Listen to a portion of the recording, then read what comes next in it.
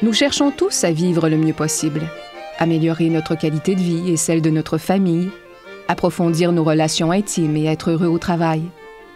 Nous essayons bien certaines voies, empruntons des sentiers plus ou moins balisés ou parcourons des chemins peu fréquentés, mais il nous manque souvent ce petit supplément d'âme qui nous permettrait de devenir chaque jour une meilleure personne. Lucie Douville, rédactrice en chef du magazine Vivre, et Jean-Claude Jeunel, philosophe, écrivain et observateur passionné de la nature humaine, nous proposent d'explorer 12 valeurs qui peuvent transformer notre vision de l'existence. Du courage à la persévérance, de la confiance à la compassion, nos témoignages recueillis dans la rue et nos interviews de personnalités québécoises vous permettront de découvrir des valeurs à vivre. Sur la route du Connais-toi toi-même, parmi les valeurs qui nous permettent de nous relier au meilleur de nous-mêmes, il y en a une qui joue un peu le rôle de garde-fou. C'est la justice. On va remarquer deux types de justice. Il y a la justice, on peut la prendre à deux niveaux. La justice de l'homme, qui juge et condamne, et il y a une autre justice. Oui, la justice intérieure, qui, elle, corrige. On peut même dire rectifie. La justice humaine punit, la justice intérieure libère et offre la possibilité de rectifier ce qui doit être rectifié. Et puis ça nous engage dans un processus de conscience. C'est ça aussi qui est important avec la justice intérieure. C'est ce processus de conscience vers laquelle elle nous entraîne. C'est donc extrêmement important que cette justice-là. Et dans la justice intérieure, on n'est pas à la recherche du coupable. Il n'y a pas nécessairement de victime. Il y a surtout des gens qui sont sur un chemin et qui expérimentent la vie. Ben oui. Donc, on reprend notre pouvoir personnel. Ah, moi, je ne suis pas victime de personne, là. Ben oui, pouvoir de vie. C'est-à-dire le pouvoir de justice qui rectifie, qui coordonne, donc qui corrige. Mais parce que on a la compréhension de cela et qu'on sait comment le faire. Parce que la justice intérieure, elle responsabilise, elle indique. Moi, je trouve que la justice intérieure, cette justice libératrice, elle est le témoin de ce que je sais être. Et ça, c'est important, peut-être qu'on le développera tout à l'heure, mais cette justice-là est vraiment sacrée. Et on doit pouvoir dire aussi que ce n'est pas une justice qui est punitive et limitative, mais c'est une justice qui est évolutive. Elle nous permet d'évoluer, de grandir. Oui, et puis elle-même, elle coordonne toutes ces valeurs états intérieurs. Elle les coordonne. C'est pour ça qu'elle est la justice maîtresse. Donc, c'est cette forme de justice-là qu'on va avoir la chance d'entendre. On va entendre le témoignage de Régent Sioui que vous êtes allé rencontrer. Oui, Régent Garidois Sioui, chef Huron. Il est aussi, il possède le Centre culturel amérindien. C'est un personnage. Il nous a ouvert le site et il s'est prêté avec beaucoup de sagesse à la réflexion sur la justice. Pour les Amérindiens, la justice est une notion qui est fondamentale. C'est très important, très important. Nous aussi, nous sommes allés rencontrer les gens sur la rue pour voir qu'est-ce qu'ils pensaient de la justice. Allons voir ce que c'est que la justice pour les gens de la rue. Avez-vous déjà pensé au sens profond de la justice? Allons voir ce que vous en dites. Pour vous, la justice, c'est quoi? C'est une très bonne question. Vous avez quoi, 2-3 heures? Le respect, ça part du respect, je crois. Le respect de la vie, le respect des êtres dans ce qu'ils peuvent apporter de différent, la tolérance. Je pense que la justice, ça part des petites actions qu'on a à prendre les gens comme ils sont, à tolérer les différences aussi. C'est une bonne question, ça. Ce qui me vient spontanément, là, je suis mère de famille, ce qui fait que par rapport aux enfants, ben, c'est lorsque, exemple, on donne notre parole, on dit qu'on va faire une activité avec les enfants, ben, c'est important de la respecter, d'être juste avec l'enfant et d'accomplir l'activité le plus possible quand on peut le faire. C'est, comment dirais-je, c'est l'égalité, autrement dit l'égalité entre les êtres humains, quoi. Que la justice, ça ne veut pas dire égalité, ça ne veut pas dire nécessairement être identique. C'est être différent, avoir des qualités différentes et les mettre en valeur, que chaque personne a une valeur selon ses qualités et c'est différent.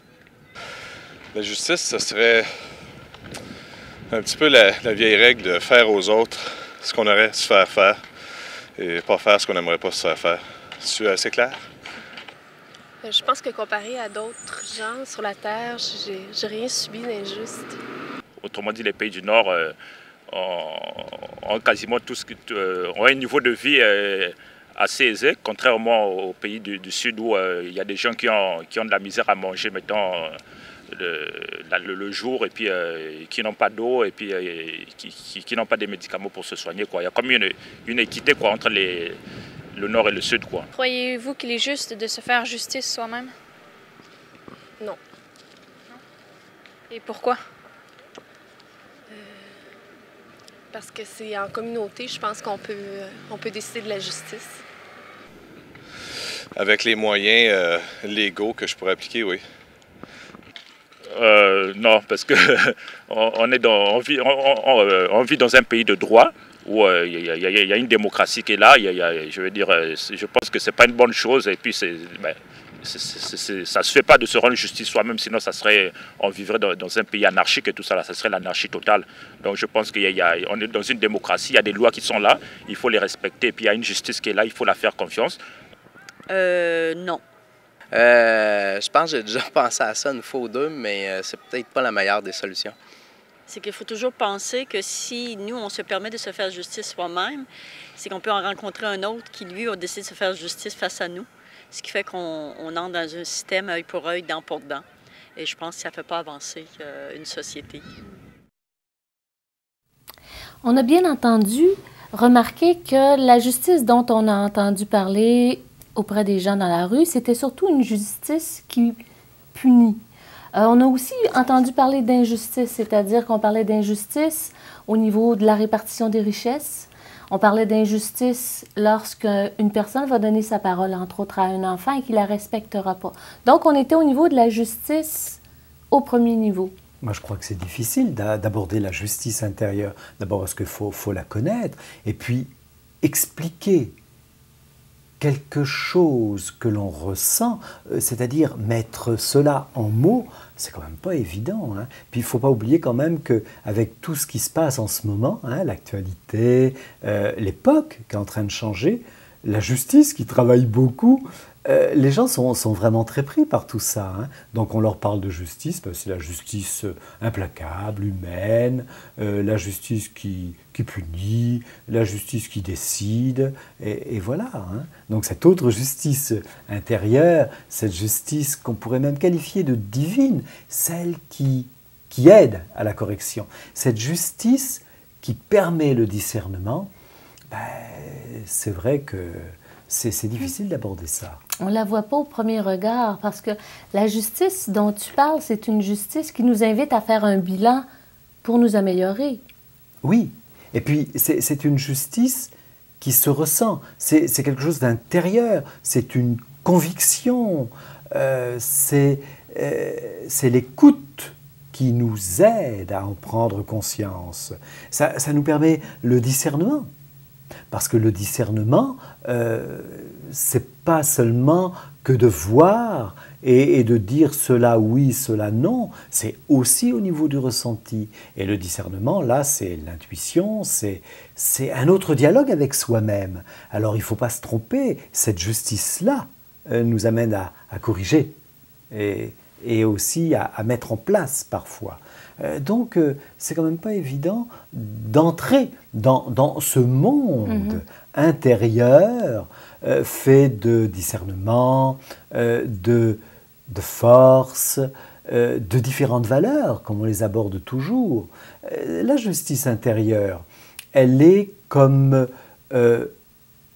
la maîtresse, elle est la loi qui coordonne les autres valeurs. Et ce n'est pas une loi qui nous est imposée de l'extérieur. Pas du tout. C'est une loi qui émerge de l'intérieur. Exactement. C'est une loi que l'on apprend à rencontrer, que l'on apprend à utiliser. C'est évidemment pas une loi qui se voit, parce que là, il s'agit bien d'une loi intérieure qui correspond à ce que l'on est, ce que l'on sait être. C'est pour ça que tout à l'heure je disais que la justice est le témoin de ce que je sais être. Mais elle m'invite aussi à savoir le rester. Et ça c'est important parce qu'il y a une notion de discernement, il y a une notion d'harmonie, il y a une notion de savoir-faire, savoir ce que je le peux ou je ne le peux pas. Est-ce que c'est bien ou est-ce que ce n'est pas bien? C'est vraiment un processus de conscience que cette justice-là. Alors, ça regarde chacun. Puis peut-être aussi qu'on n'aime pas trop en parler. Ben, c'est intime. Oui, c'est personnel. Ah, c'est personnel. Ce qui m'interpelle dans cette forme-là de voir la justice, c'est qu'on devient responsable de nos actes. Donc, on a un pouvoir d'action pour corriger les choses, alors que quand on est victime, on est victime. On perd un peu notre moyen d'action. Si on se perçoit victime, on subit. On subit. Alors que si je suis responsable de ce qui m'arrive, j'ai une action pour le transformer. Exactement. Et en plus, je vais savoir transformer. Là, la justice prend toute une nouvelle dimension. C'est que si l'autre est une partie, je m'ouvre à l'autre et que la justice devient commune et que les gens apprennent à vivre une justice saine, ça sera un meilleur avenir pour notre planète. Ben, tout à fait. C'est même l'occasion d'un nouveau monde, parce que cette justice-là, elle est faite pour embellir la vie, pour embellir les êtres et tout ce qui les entoure. Le respect ouvre à une meilleure communauté. Et puis cette justice intérieure ne se trompe pas. Ça, c'est très important. C'est une conscience. Elle ne se trompe pas. Comme je le disais tout à l'heure, elle est implacable. On la ressent et elle exige de nous. Alors maintenant, on va aller écouter ce que Régent Sioui a échangé avec vous sur le thème de la justice. Et c'est fort intéressant parce que c'est la justice amérindienne, mais qui nous rejoint tous à l'intérieur. Oui, allons-y. Régent Gariwa Sioui est le chef coutumier du clan de l'ours guérisseur de la nation Huron-Wendat et il anime dans la vallée de la rivière Jacques-Cartier près de Québec le site amérindien Tzolon'Twan. On va se purifier un peu pour commencer notre travail. On va demander au Grand-Esprit de nous purifier grâce aux plantes sacrées. On utilise 4 plantes sacrées qui nous ont été données par le Créateur.